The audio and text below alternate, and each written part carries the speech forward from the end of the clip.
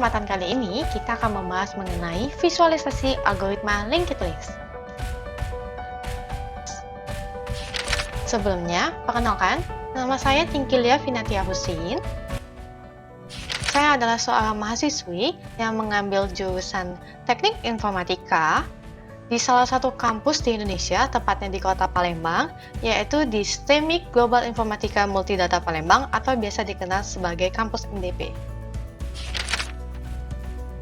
Pada basicnya, semua manusia pasti mengalami yang namanya problem atau permasalahan. Nah, untuk problem pada topik kita kali ini seperti force close karena stack memori penuh, atau kita ingin membuat list objek yang berkaitan, maka diperlukanlah suatu algoritma untuk mengatasi permasalahan tersebut. Nah, untuk topik kita kali ini, permasalahan yang tadi bisa kita selesaikan dengan menggunakan algoritma linked list. Untuk lebih memahami algoritma linked list tersebut, kita akan membahasnya lebih jelas dalam visualisasi algoritma linked list. Oke, yuk langsung aja, keep watching. Oke, pertama, silakan buka Google Chrome kalian atau browser kalian lainnya. Lalu, untuk visualisasi algoritma linked list kita kali ini, kita akan menggunakan Java Visualizer.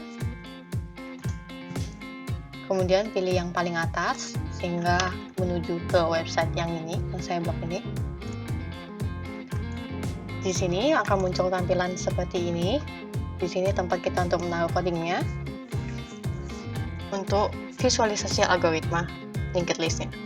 Untuk itu, maka kita memerlukan contoh codingan. Di sini saya ada menyediakan 3 contoh coding yang bisa kalian ambil di link di description. Bisa kalian download. Setelah download, copy codingannya. Kita mulai dari codingan pertama yang basic dulu, yaitu kita akan men-solve standard stack memory problem. Di copy codingannya, lalu codingan di sini dihapus. Pastekan codingan yang pertama tadi, lalu klik options, lalu pilih quiver non-nesting and vertical layout. Lalu klik Visualize Execution. Oke. Hingga muncul tampilan seperti ini. Oke, silakan download dulu filenya.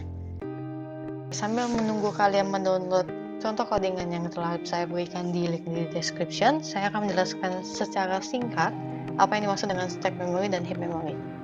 Karena ini basic yang harus dipahami terlebih dahulu. Jadi, simpelnya, memori di handphone yang kita gunakan itu bisa dibedakan menjadi 2, yaitu stack memory dan heap memory.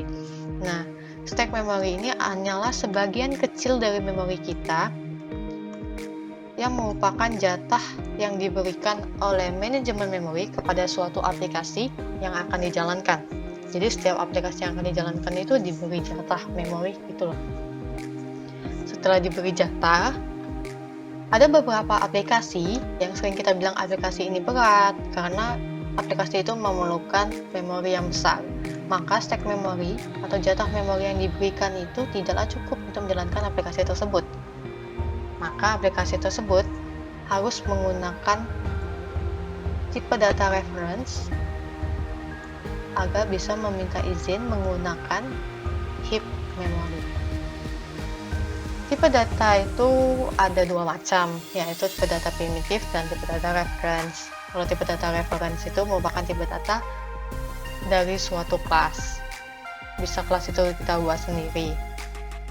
Maka, variabel yang menggunakan tipe data reference ini akan menjadi objek dari suatu kelas. Sementara kalau tipe data primitif, itu seperti integer, boolean, double, dan lain-lain. Nah, tipe data primitif itu datanya langsung disimpan di dalam stack. Ini stack nih. Oke, jadi kotak yang berwarna hijau ini merupakan stack. Jadi kalau bukan tipe data reference, datanya langsung di dalam stack disimpannya. Jadi sangat menggunakan memori yang cukup besar. Sementara kalau tipe data reference, dia hanya menyimpan alamat. Jadi yang titik tanda panah ini, itu artinya adalah alamat. Jadi di dalam stack dia hanya menyimpan alamat. Jadi yang besarnya cuma 1 byte. Datanya di mana? Datanya disimpan di dalam heap. Jadi kalau kita menggunakan tipe data reference, itu seperti kita membangun rumah di heap, lalu kita menyimpan kartu namanya di stack. Sementara kalau kita menggunakan tipe data primitif atau yang bukan reference, itu kita benar-benar membangun rumahnya di memory stack. Sementara memory stack itu hanya sebagian kecil dari memori kita. Maka diperlukan link antara stack memory dan ke heap memory. Nah, link ini kita akan jelaskan menggunakan codingan yang pertama. Oke, kembali ke sini. Sudah selesai kan ya kopinya dan sampai ke tampilan seperti ini. Silakan klik tombol last hingga muncul bagian seperti ini. Jadi saya sudah jelaskan mengenai stack dan heap memory. Secara simpelnya, yang kotak berwarna biru ini itu adalah stack. Sementara yang berwarna jingga dan kuning ini itu sudah heap. Itu heap memory. Jadi, jika suatu coding dijalankan, maka yang akan dijalankan pertama kali adalah metode public static void main.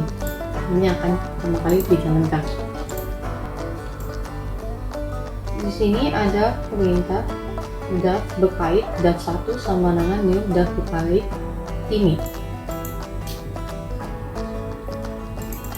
Daf berkait ini merupakan kelas, maka daf berkait ini merupakan tipe data reference. Daf1 ini adalah objek dari kelas daf berkait tersebut. New inilah menunjukkan adanya pembuatan objek dari suatu kelas, yaitu daf berkait.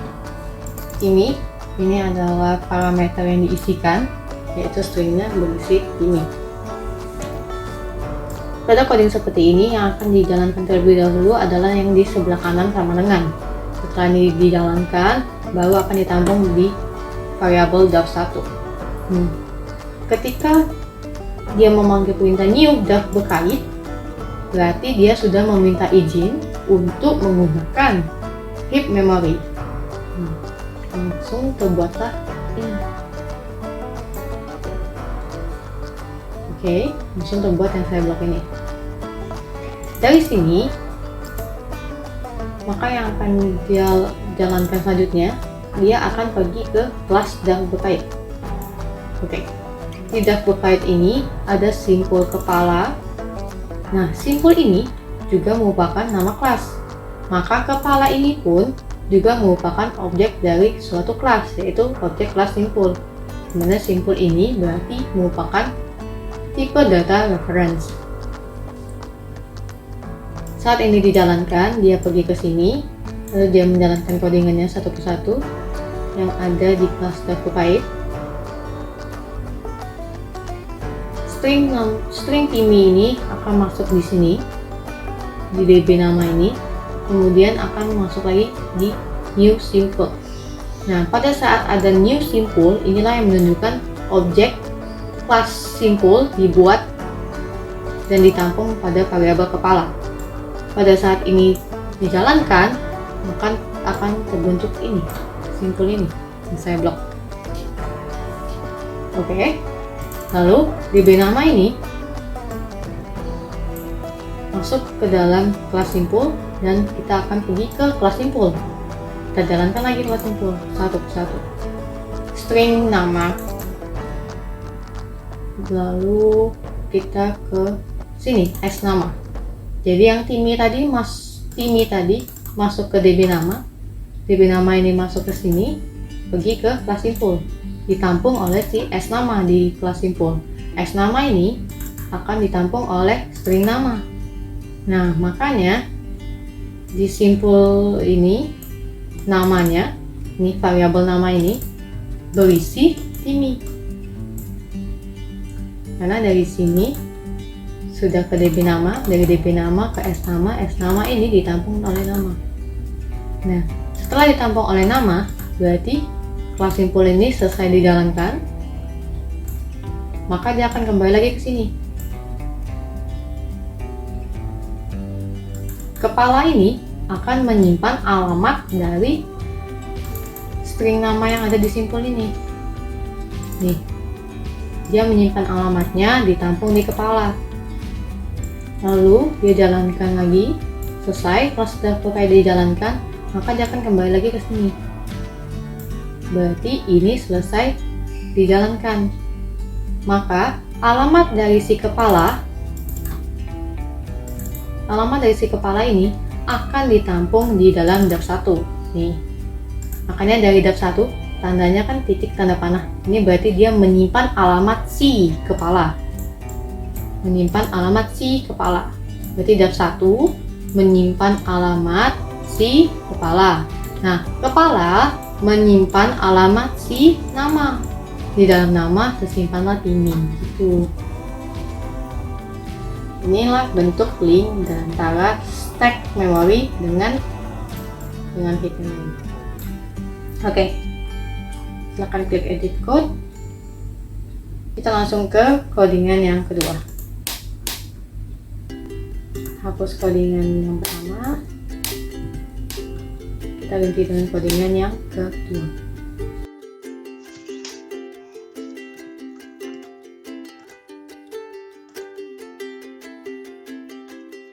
Silakan copy codingan kedua, masukkan ke dalam websitenya sesuai yang tadi.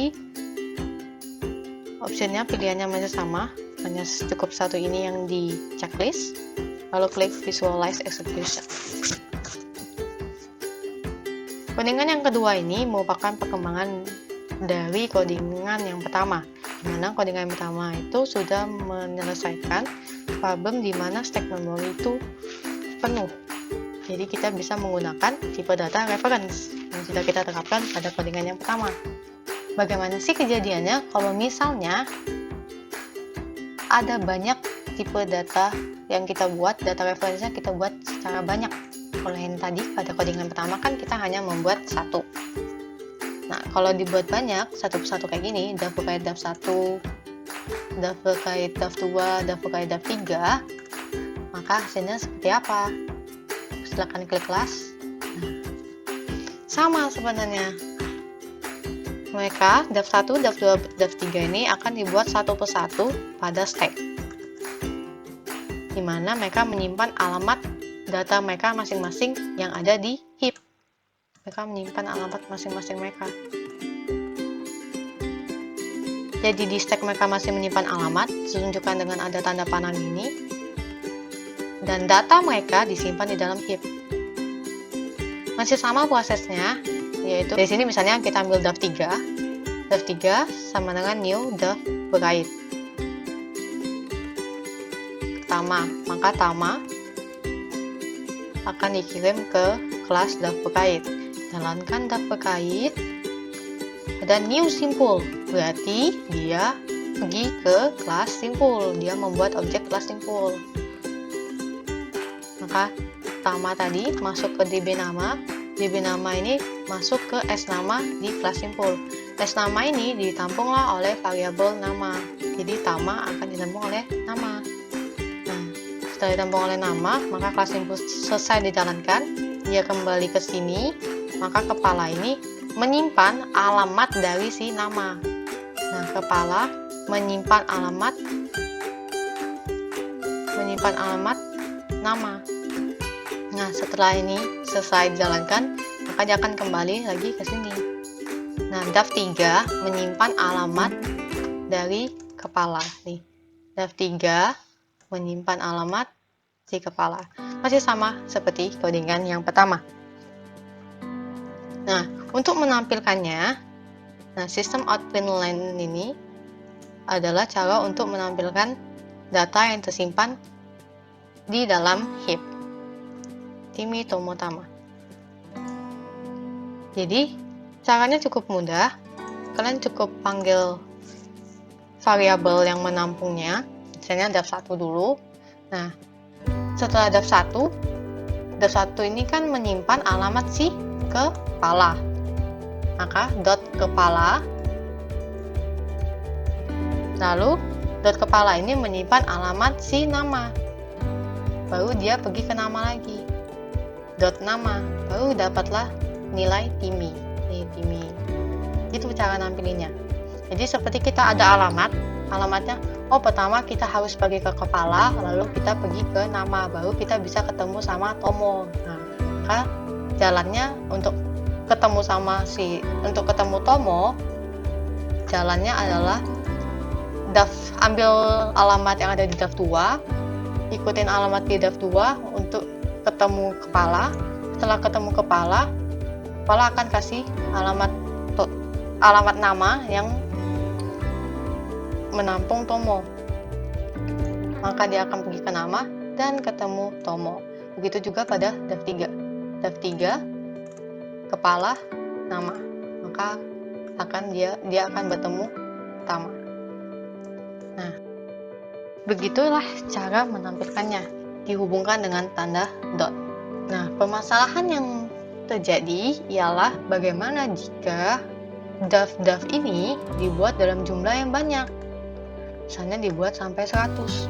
1 byte sampai 100 sudah terpakai 100 byte. Sementara seperti di awal yang saya bilang, stack memori itu hanyalah sedikit sebagian kecil dari memori kita. Jadi kita berusaha sangat meminimalisir penggunaan stack memori. Bagaimana caranya? Salah satu solusinya adalah kita bisa menggabungkan DAF ini menjadi satu. Kita gabung DAF ini jadi satu. Jadi yang ada di stack memory itu hanya satu.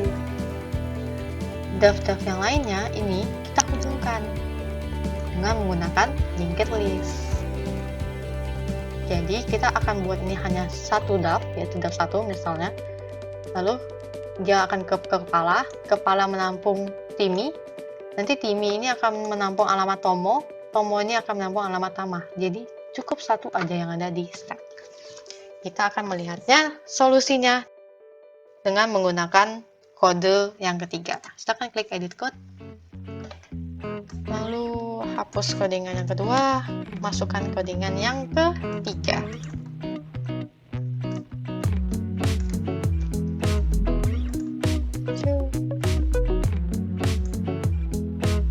Masih sama pilihan option yang kita pilih, cukup satu saja yang diberi tanda checklist.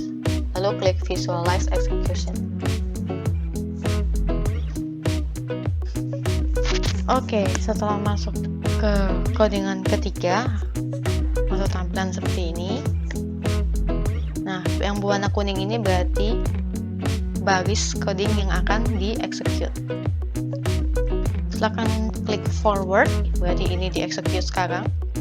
Seperti yang saya bilang sebelumnya, ketika ada perintah new, maka dia akan membuat objek di heap memory. Terus kita forward lagi. Kepalanya masih berisi 0 karena yang ini belum dijalankan, maka dia masih 0. Dia baru menjalankan yang ini. Kita forward. Nah, di sini selanjutnya kita akan ingat ya, yang berwarna kuning itu yang akan dieksekut selanjutnya. Yang berwarna abu-abu itu yang dieksekut sekarang. Oke, selanjutnya kita akan eksekut yang kuning. Nah, begitu yang ada perintah new simple, ada perintah new ini dijalankan, dia akan membuat simple di heap memory. Nah, lalu kita akan pergi ke kelas simple. Nah, selanjutnya kita akan menjalankan yang berwarna kuning kan, yang nama sama dengan S nama. Tadi nama Timmy itu kan pergi ke DB nama. DB nama masuk ke DB nama sini, pergi ke simple. Di simple dia Timmy disimpan di dalam S nama. Nah, S nama ini kemudian akan ditampung di nama. Jadi nama ini akan berisi Timmy. Lihat ya, kita execute ya. Nah, Timmy. Kemudian tutup kurung berarti kelas simple selesai jalankan. Kita kembali lagi ke daf berkait. Berarti kan yang sebelah kanan sama dengan sudah selesai dijalankan. Maka ini akan ditampung oleh kepala. Maka kepala ini akan menyimpan alamat new simple DB nama. Kita jalankan. Nah, kepala yang tadinya 0 menjadi menyimpan alamat simple dengan parameter DB nama. Selanjutnya, karena tidak ada perintah coding lagi, sudah tutup kurung, maka kelas daf berkait selesai dijalankan. Karena ini selesai dijalankan, berarti dia kembali lagi ke sini kan? Nah, kembali lagi ke sini, ruas kanan sudah selesai dijalankan, maka dia akan ditampung di dalam variabel daf. Kita execute, maka daf ini akan menyimpan alamat new daf berkait dengan parameter timmy. Nah, jadi daf tanda panah tadi kita baca sebagai menyimpan alamat. Jadi daf menyimpan alamat daf berkait, new daf berkait nih. New daf berkait ini yang isinya kepala. Nah, kepala ini menyimpan alamat new simple. New simple. Nih. Nah, di namanya berisi timmy. Oke, sampai situ ya. Bukan yang kuning ya, yang kuning baru yang akan dilaksanakan selanjutnya. Kita menjalankan yang ini. Ini bagiannya akan menjadi seperti ini. Oke. Nah, yang daf berkait tambah awal sama dengan new daf berkait tomo, ini sama aja prosesnya. Ini seperti codingan yang kedua, kita bikin daf 1, daf 2, daf 3. Ini daf satunya namanya daf 2-nya namanya tambah awal. Maka kalau dijalankan, ngomong akan kita nama, lalu PS nama, lalu kepala menyimpan alamat simpul, kemudian kepala alamatnya akan disimpan dalam variabel sama awal. Nah, begini ya, daf menyimpan alamat kepala, kepala menyimpan alamat simpul ini. Tambah awal menyimpan alamat kepala, kepala menyimpan alamat simpul ini. Oke, itu ya. Lalu coding yang berikutnya adalah tambah awal dot kepala dot berikut sama dengan daf kepala. Ini maksudnya apa gini? Perhatikan daf dan tambah awal. Daf dan tambah awal itu sama-sama object reference, di mana dia menyimpan alamat masing-masing data mereka di heap. Oke, jadi data ini disimpan alamatnya di dalam daf. Data yang ini disimpan alamatnya di dalam tambah awal. Mereka berdua tidak saling berhubungan. Nah, kita harus meminimalisir penggunaan dalam stack memory. Maka mereka akan dibuat saling berhubungan sehingga di sini cukup satu, yaitu cukup daf saja. Jadi, yang harus kita lakukan adalah menghubungkan antara alamat si timmy ini dan alamat si tomo. Nah, jadi karena ini tambah awal, maka kita akan menambahkan si tomo di awal sebelum timmy. Jadi dari daf ini menyimpan alamat kepala. Kepala ini bukan menyimpan alamat timmy, melainkan dia menyimpan alamat tomo dulu. Nanti dari tomo, nah berikutnya ini kan 0. Nah, inilah yang akan kita gunakan untuk menyimpan alamat si timmy. Pada codingan kedua sudah diajarkan ya cara untuk mengakses hingga ke berikut ini, yaitu dengan ikutin aja dotnya. Jadi tambah awal dot kepala dot berikut, ya kan, sampai kan ke 0. Nah, jadi tambah awal dot kepala dot berikut. Nah, 0 ini kita akan isi apa? Sama dengan kan, itu berarti kita mengisi. Kita isi dengan alamat si timmy. Alamat timmy dapat dari mana?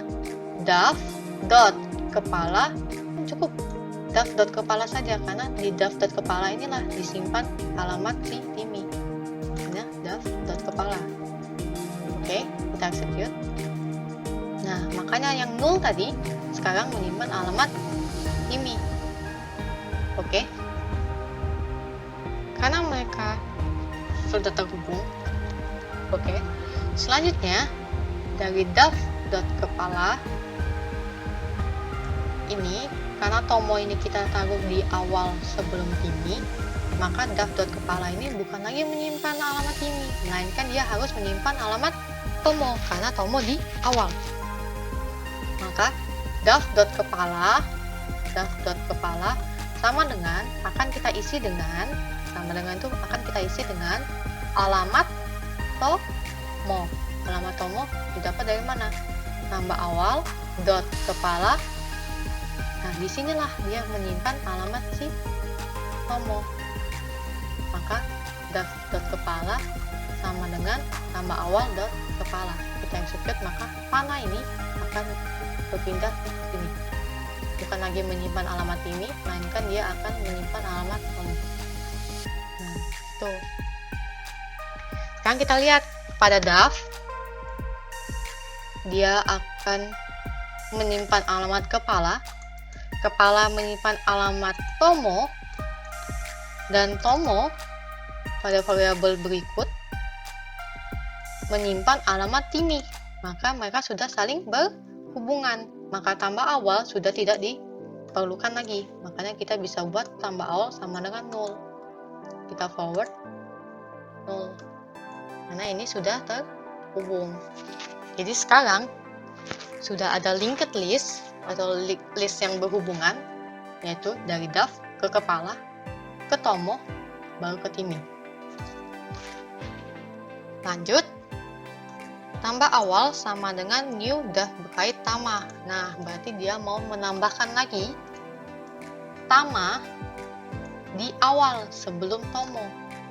Jadi kita akan bikin urutannya tama, tomo, timi. Maka akan kita execute yang ini sama seperti kita mengexecute pada bagian yang ini dan ini. New berarti dia akan membuat simbol baru pada heap memory. Nah, kita buat simbol apa? Kalau di execute ini. Lanjut, nama akan ke db nama, lalu akan ke s nama, kemudian s nama disimpanlah di dalam variabel nama. Setelah simpul selesai dijalankan, setelah sudah selesai dijalankan, dengan mengisi kepala, menyimpan alamat simpul ini. Lalu alamat kepala itu sendiri disimpan pada tambah awal. Oke, jadi tambah awal menyimpan alamat kepala.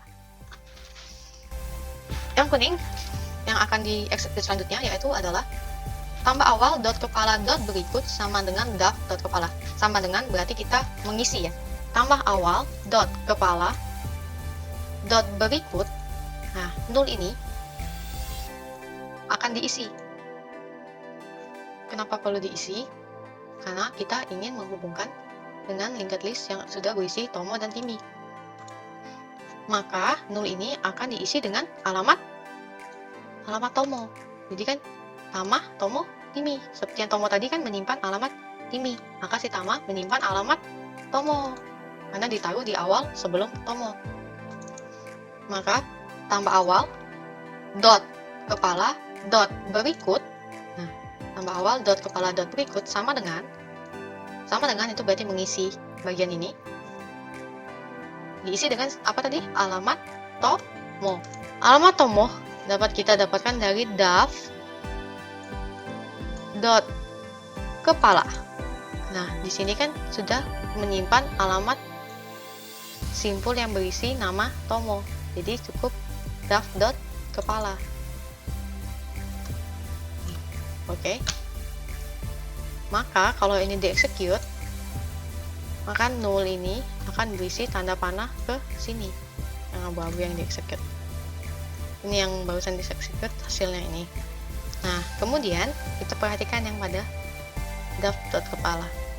Daf dot kepala karena kita akan menambahkan pada awal linked list kita tama, maka dia tidak lagi menunjuk tomo karena kita mau awalnya adalah tama. Maka daf dot kepala kita akan ubah ini, bukan menyimpan alamat tomo lagi. Maka tulisnya daf dot kepala sama dengan,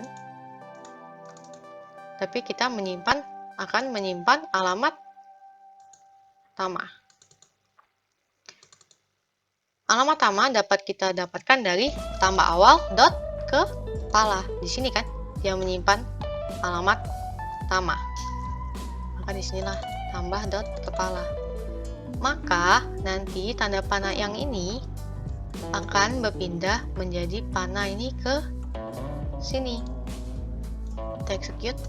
Nah, oke. Kita perhatikan lagi daf-nya. Daf di sini dia menyimpan alamat kepala. Kepala di sini dia menyimpan alamat simpul ini yang ada variabel nama berupa Tama, dan di variabel berikut dia menyimpan alamat di sini dia menyimpan alamat simpul ini berisi variabel namanya berisi Tomo, dan variabel berikutnya di sininya dia menyimpan alamat simpul yang ini di mana ada nama, nilainya Timi, dan berikut nilainya 0. Maka dafnya sudah saling terhubung semua dari Tama, Tomo, Timi. Maka tambah awal sudah tidak lagi diperlukan. Bisalah kita buat tambah awal sama dengan 0. Jadi mereka sudah saling terhubung. Nih, jelaskan di daf. Di sini di kotak yang ini di titik ini dia menyimpan alamat kepala. Daf di titik ini dia menyimpan alamat kepala. Kepala di titik ini dia menyimpan alamat simpul ini. Nah, di simpul ini ada variabel nama-nama menyimpan data Tama, dan ada variabel berikut menyimpan data berupa alamat. Di titik ini menyimpan alamat simpul ini. Pada simpul ini terdapat variabel nama yang menyimpan data Tomo, dan variabel berikut yang menyimpan alamat. Di titik ini menyimpan alamat simpul yang ini. Simpul yang ini punya variabel nama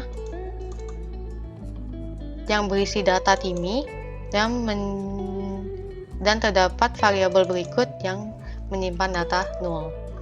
Nah, inilah linked list yang saling berhubungan. Jadi Tama menyimpan alamat Tomo, Tomo menyimpan alamat Timi. Alamat Tama itu sendiri disimpan di dalam kepala, kepala disimpan di dalam daf. Jadi cukup satu di stack memory menyimpan banyak alamat dan data di heap memory. Nah, untuk menampilkannya sama caranya seperti yang kedua. Jadi kita misalnya mau menampilkan Tama nih. Tama disimpan di nama yang di sini. Berarti dari daf dot kepala dot nama akan menghasilkan Tama. Daf dot kepala dot nama. Kita forward ya. Tuh, outputnya jadi ada Tama. Terus selanjutnya nih, daf kepala dot berikut dot nama. Kita jalankan daf dot kepala dot berikut dot nama, maka nanti hasilnya adalah Tomo. Kita lihat ya di output sini ya. Kita forward, tuh Tomo kan. Dan yang terakhir ada daf dot kepala dot berikut, dot berikut dot nama, maka dia akan keluar Timi. Keluarannya berupa Timi, outputnya berupa Timi. Selesai, kita sudah selesai membahas mengenai visualisasi algoritma linked list. Ini adalah hasil akhirnya, di mana list-listnya sudah saling berlink satu sama lain, saling berhubungan satu sama lain, dan hanya ditampung oleh satu variabel pada stack memory. Jadi tidak memakan stack memory yang banyak. Semoga mudah dipahami visualisasi algoritma linked list-nya. Sampai jumpa!